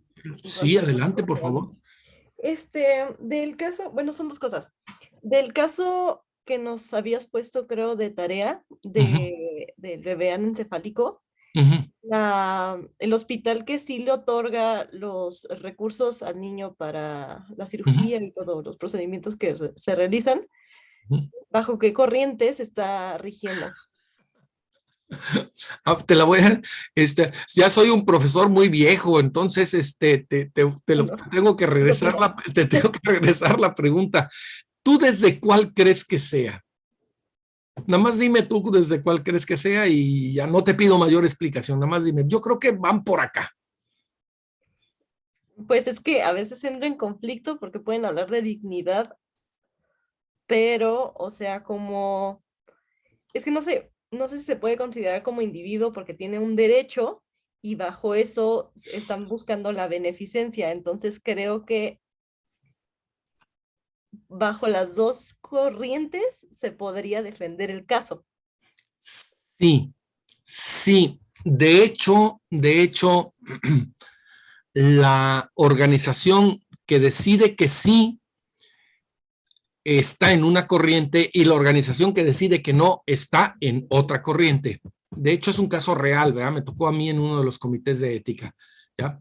Están las 2 corrientes presentes. Lo interesante que mencionas, Ana, es cuál es el concepto de dignidad que mencionan quienes sí le dan y cuál es el concepto de dignidad que mencionan quienes no le dan. Porque en la discusión, y reitero, yo estuve presente en la discusión del comité que no le otorga el dinero, una de las cosas que la parte administrativa defendía es que no tenía derechos. O sea, no se estaba tomando como un individuo, nada más. No tenía derechos. Y no tenía derechos y salió el caso. Fíjate esto, Ana, qué interesante. Resulta que en Estados Unidos, para variar con estos gringos, ¿verdad? En Estados Unidos se da un asalto en una tienda de conveniencia, ¿verdad? Y entonces resulta que el asaltante le dispara al muchacho que estaba atendiendo la tienda de conveniencia y lo deja malherido. Y entonces el comerciante, el asaltante se escapa y luego lo apresan, ¿verdad? Lo apresan y al muchacho malherido se lo llevan en la ambulancia, pero muere en el camino. Y entonces cuando llega al hospital, resulta que pues solicitan la donación de órganos, ¿ya? Y uno de los órganos, ¿sí conoces el caso, Ana? ¿Sí? No. ¿no? Y uno de los casos, y uno de los órganos que logra, pues que dona este muchacho, ¿verdad? Que los familiares de este muchacho donan, ¿no? Es el corazón. Y entonces, pues toman el corazón, lo trasplantan, ¿verdad? En otra persona y al asaltante, pues lo meten a la cárcel, ¿ok? Pues al muchacho pues se le sepulta, ¿verdad? Y al otro amigo que le trasplantaron el corazón, pues lo dan de alta y al otro pues lo meten a la cárcel. Hasta ahí va la historia. La ley de los Estados Unidos establecía que era considerada viva una persona a la que su corazón le latía.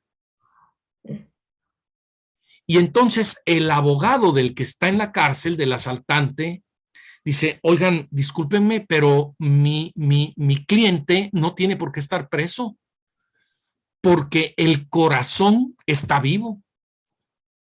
Pues sí, pelado, pero no está vivo en la persona esa. Pues a mí qué me importa en qué persona está vivo. El corazón sigue latiendo y la ley dice que si el corazón late, no hay asesinato. ¿Ya? Para no hacerles el cuento largo, logra sacar, ¿sí?, de la cárcel a su cliente. Y entonces cambian la ley en los Estados Unidos, porque el único órgano, al parecer ustedes me corregirán, son mucho más expertos en el área que yo, desde luego, el único órgano que no se puede trasplantar es el cerebro. ¿Ya? Y entonces cambia la ley en los Estados Unidos y cambia la ley en el mundo y se considera viva a una persona que no tiene muerte cerebral. Ahora imagínate, por eso el caso a mí que me gustan las cosas malosas, ¿verdad? No malas, malosas. Entonces dije, no, pues este es un caso para mis amigos y mis amigas de bioética. O sea, ¿qué hacemos con un ente de características humanas sin cerebro?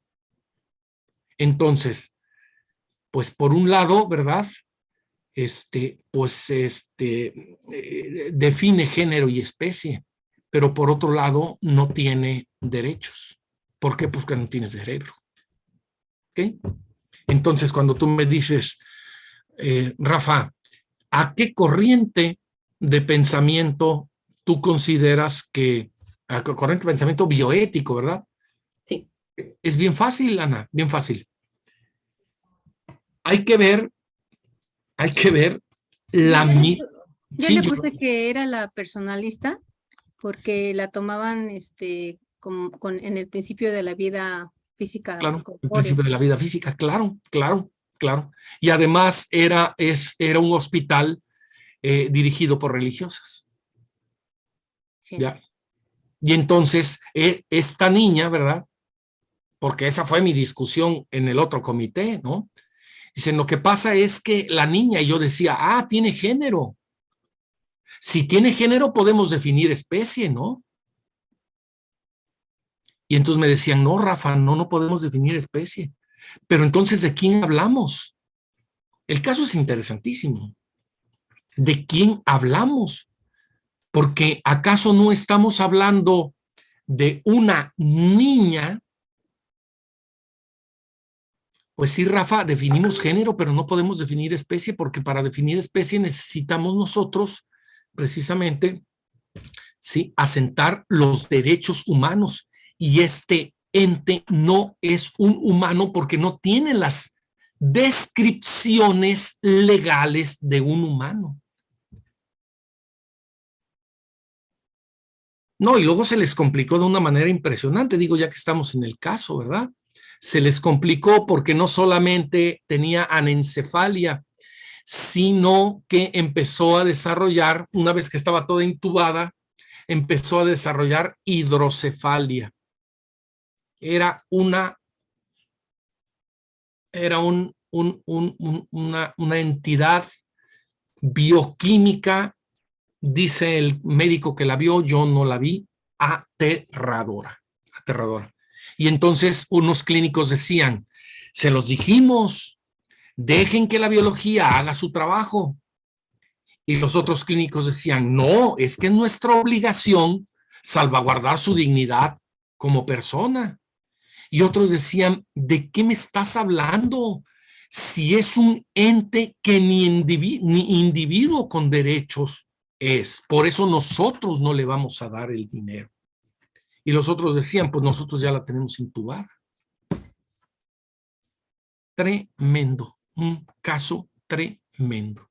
Claro, es un caso muy extremo, es un caso muy fuerte, pero es para ver cómo las dos corrientes, ¿verdad?, de pensamiento, pues cuando se tienen que hacer singularidad existencial, no estoy diciendo singularidad humana, ¿ya?, sino solamente cuando se tienen que hacer singularidad existencial, las dos corrientes de pensamiento se disputan la vida como principio, que eso es lo más curioso. Y la pregunta aquí que yo siempre me hago, y disculpen, pero ya voy a empezar a disgregar, ¿verdad? Pero la pregunta que yo me hago siempre es, ¿quiénes son los personalistas para decir lo que es el principio de la vida física, ¿verdad? O la totalidad de la persona, ¿sí? Y quiénes son los principialistas para decir que la autonomía, la justicia, la beneficencia y la no beneficencia, ¿sí?, son sus principios de operación. O sea, ¿quiénes nos hemos llegado a creer, no? ¿Quiénes nos hemos llegado a creer? ¿Alguna otra pregunta, alguna otra reflexión que tengamos? Estamos a todo dar en el tema, en tiempos, en todo. Si alguien tiene algún comentario. Sí, yo tengo una pregunta. En el caso del concepto individual, de un individuo, ¿no? Sí, Daniel.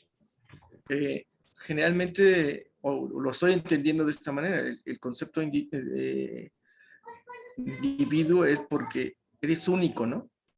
Eres irrepetible, ¿no? No. No, no. No, es el principio, es el concepto de individuo, no de individuación. Ah, ok. Sí, porque ahí me confundo un poco. Entonces, no te preocupes, Daniel. Sentido. No. Digo, al final, lo digo en un contexto, ¿no? A veces me pongo en este caso, me llama mucho la atención la cultura china, ¿no? Ese contexto de cómo alguna vez ellos suman, ¿no? Para soñar con una China poderosa, ¿no? Entonces, no importa un individuo, ¿no? El sueño que tiene, ¿no? Claro. Todo eso. Y a veces hay gente que dice, ve cómo se ve bonito el ejército, ¿no? El colectivo, todo eso, ¿no? Toda la disciplina, todo. Y luego te dicen a ti que estás en una universidad, la disputa, la pelea, que parecía que nunca llegáramos a un acuerdo, siempre riñendo, metafóricamente hablando, ¿no? Sí, claro. Y entonces es muy interesante todo este proceso, ¿no? De las discusiones, de los conceptos, de la cuestión, y como vuelvo a lo mismo, ¿no? ¿A dónde terminamos llegando, ¿no? A seguir como que ese círculo, ¿no?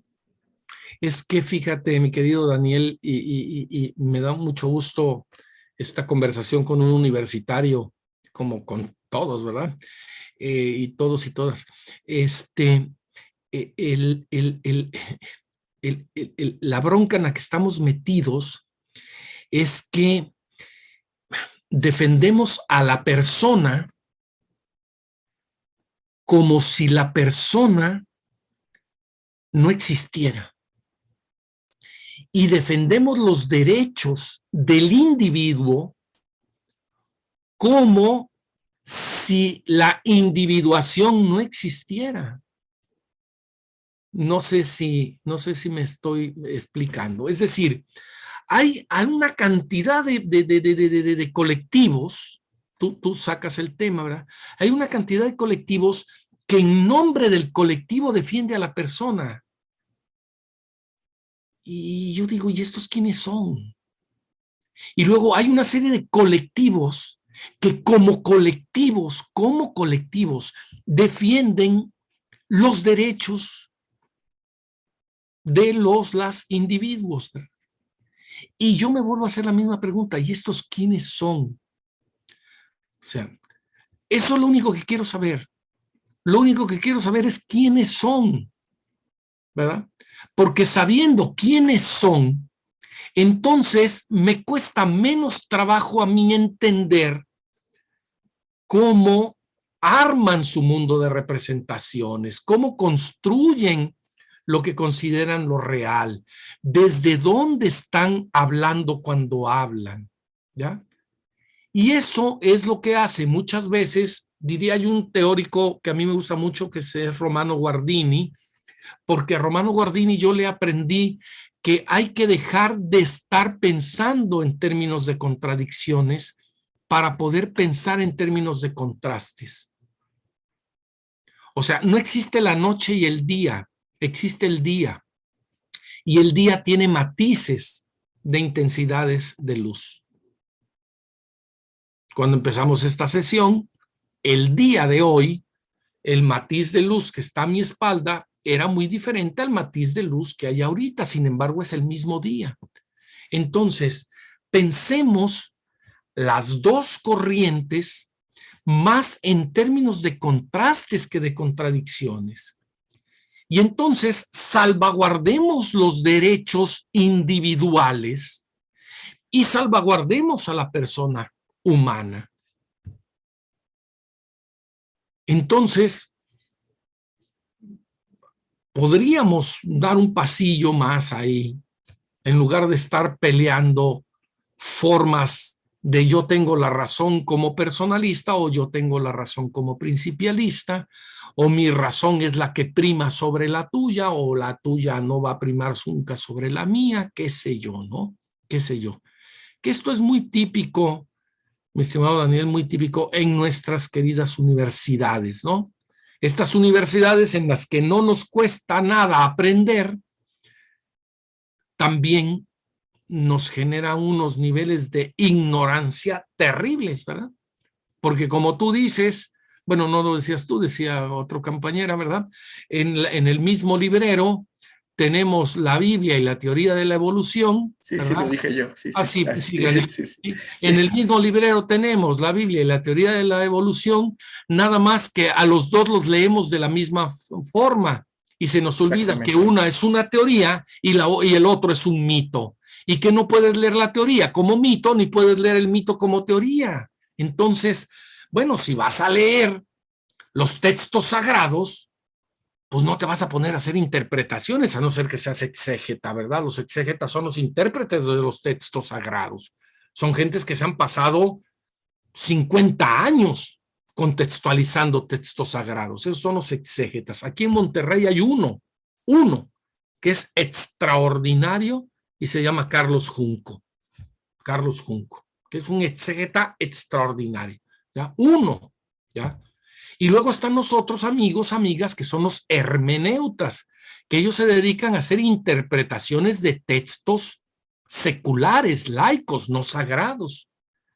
Entonces, cuando nosotros nos metemos a hacer interpretaciones, ¿verdad? Pues tenemos que ser muy cuidadosos de decir, bueno, estamos en este marco teórico, esto es una teoría, estos son sus postulados, estas son sus formas de razón, y aquí estamos frente a un texto sagrado, estos son los mitos fundacionales, etcétera, etcétera, etcétera, ¿no? Sí. Sí, de hecho, ahora la última clase que también me dejaste un concepto que me llama mucho la atención. Digo, yo no soy religioso, honestamente, ¿no? De hecho, estoy muy fuera de eso, pero dijiste teología, ¿qué? Pastoral, ¿no? Entonces me llamó la atención y dije, pues, ¿cuántas teologías deben haber, ¿no? Y ya encontré que hay teología experimental, teología... Anda, no, entonces, pues hay sí, más teologías que mismo, hay ¿no? en mi cabeza, man. Sí. Entonces, igual, les digo, me doy cuenta de este reflejo que existe en todo el hacer humano, ¿no? ¿Y? Lo veo en la ciencia, y luego de juego les digo a mis alumnos, ¿no? Es que este país es igual, vemos fútbol, pero vemos béisbol, fútbol americano, y creemos que vemos lo mismo, ¿no? Sí. Perdón que vuelva a reiterar la frase. A mí, verdaderamente, eso me lo dijo hace 20 años esta mujer. Me dijo, es que en este país no cuesta nada aprender. Y efectivamente, ¿verdad? O sea, ustedes me presentan su caso, yo lo leo y pongo su calificación. Regularmente es una buena nota. Pero luego leo el siguiente y es exactamente la respuesta contraria a la anterior, a la que yo le puse 100 o 10 o lo que ustedes quieran, y también le pongo 100 o 10. Vete a China allá con el famoso ejército que camina, ¿no? Bueno, pregúntale a Pelosi cómo le fue ahí en Taiwán, ¿no? Sí. Entonces, ¿cómo se llama? En este país es muy fácil aprender lo que sea. El problema es nuestro quehacer, ¿verdad? O sea, cuando soy clínico, cuando estoy en la práctica clínica, ¿qué estoy entendiendo por autonomía? ¿Qué estoy entendiendo por justicia? ¿Qué estoy entendiendo por maleficencia? ¿Qué estoy entendiendo por beneficencia? ¿Tú crees que el clínico que le puso esta manguera, a este amigo, ¿tú crees que pensó en hacerle el mal? No, no. A mí me queda clarísimo que pensó en hacerle el bien. Y cuando yo le digo, oye, ¿y firmaste el consentimiento? Y me decía, estoy caminando, Rafa. Digo, bendito. Eso que dices, Rafa, a mí me pasó con un policía por estacionarme mal. Me di cuenta que él no se consideraba corrupto, me estaba ayudando a que yo no llegara a la delegación y todo, él me estaba facilitando que yo Los me saliera procesos, de ese claro. problema. Claro, Y me dio claro, mucha emoción claro. entender ese momento porque él Sí, no se claro, siente, yo lo estoy calificando de corrupto, pero él me está ayudando en realidad claro, y ahí nos claro. podemos ayudar mutuamente, ¿no? No, hombre, una Realmente, ética intachable, ¿verdad? Está obligado a procedimientos, no a resultados, y a los mejores y procedimientos. eso me llamó mucho la atención, esa Claro, situación. claro, genial, genial. Esto que acabas de poner como ejemplo, mi estimado Daniel, en el mundo clínico es pan de todos los días. Pan de todos los días, ¿no? Todos los días, todos los días, todos los días. ¿Sí? Súbele, bájale, quítale la pastillita, vuélvesela a dar, que sea nada más la mitad, que sea no sé qué, muévesela para acá, muévesela para allá, etcétera, etcétera, etcétera. Imagínate todo lo que se vivió hace 2 años y medio con el asunto de la experimentación en el mundo clínico del mundo. En el mundo clínico del mundo, ¿verdad? Porque no podemos hablar de nuestros hospitales nada más, de los hospitales de todo el mundo, ¿no? Sí. Hubo y hay aún una cantidad de experimentos impresionantes, impresionantes. Vamos a cerrar nuestra sesión de hoy, nada más poniendo el dedo en el renglón, ¿verdad?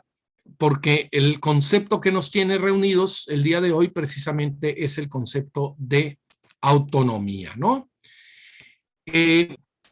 En el ámbito médico significa que los valores, criterios y preferencias del enfermo, pesar ya está tipificado totalmente como enfermo, la enferma, ¿verdad? Del enfermo gozan de prioridad en la toma de decisiones en razón de sus derechos y obligaciones como individuos. Yo hoy firmé un consentimiento informado. Cuando iba yo en el renglón número 7 dije, no, ya, para que me saquen una uña, o sea, firmo y se acabó, ¿no? Este principio guarda inmediata relación con la cuestión del consentimiento informado del individuo, fíjate, actual o potencialmente enfermo. Y esto permite una relación más simétrica, que es lo que se pretende, ¿verdad? Sí, entre el médico, la médico y el o la paciente, sí, alejando así el antiguo paternalismo médico. Y entonces, bueno, pues a partir de ese concepto de justicia, se nos van a venir los otros 3 conceptos. Perdón, a partir de ese concepto de autonomía, discúlpenme, ¿qué hice? Perdón. ¿Dónde está esto? Aquí está. A partir de este concepto de autonomía, les decía hace un momento, se nos van a venir el concepto de justicia, que va a tener que ver con el tercer actor, que es la sociedad, con el respeto y con la igualdad. Desde aquí vamos a anclar la próxima sesión. Y el concepto de beneficencia, ¿verdad? Que es proporcionar los beneficios a los demás, haciendo todo el bien posible, ¿ya? y el principio que obliga a no dañar a los demás, el famoso principio del primum non nocere, ¿verdad? ¿Sí? No dañar a los demás. Y bueno, vamos a ver, ¿sí? Como ustedes lo han reflexionado ya, si existe gradualidad en estos principios o si la autonomía es perdón por el enfoque tan patriarcal, ¿verdad? Pero la autonomía es la señora de los principios, ¿verdad? ¿Sí? O el principio de principios, o qué te está pasando con la autonomía. Tenemos todo el par de horas el sábado para reflexionar sobre eso, ¿no? Y a dónde se ponen los otros principios, ¿no? ¿Ya? Aquí tienen de nuevo, ¿sí? No hay definiciones, hay descripciones, ¿sí? Y la descripción es una narrativa, es un cuento, es una historia, ¿sí? A la cual nos autoobligamos por deber a convertirla en un algoritmo, en un procedimiento, en un método o en un protocolo. ¿Ya? Ya no más definiciones. Ahora descripciones que nos autoobligan moralmente, ¿verdad? Vamos a ver esto con el principio de autonomía, la próxima sesión, y de dignidad, nos autoobliga por deber, ¿sí?, a convertirnos en algoritmo, procedimiento, método o protocolo. De ahí que el principio de principios bioéticos del principialismo sea: yo estoy obligado, por deber estoy obligado a procedimientos, a método, a protocolo, al respeto del algoritmo, no a resultados. Cierro simplemente platicando una anécdota, ¿verdad? Un día, creo que no la he comentado con ustedes, un día en una de mis clases en el doctorado, había temblado en Ciudad de México, ¿verdad? Y